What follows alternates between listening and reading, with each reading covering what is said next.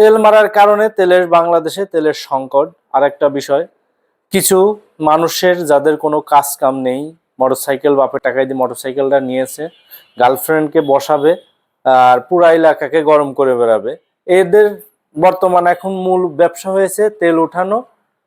117 টাকা কেজি লিটারে তেল নেবে, 350, 400, 500 টাকা লিটার তেল বিক্রি করবে। আমি কালকে 1 লিটার তেল কিনেছি 300 টাকায় দিয়ে।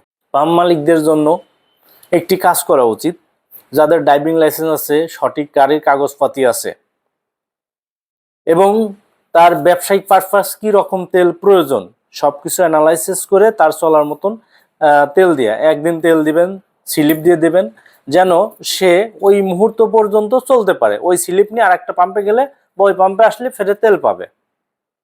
আর এই যে মনে করেন ফটকা যেসব পোলাপান আছে, এদেরকে টোটালি তেল দেওয়া বন্ধ করা উচিত।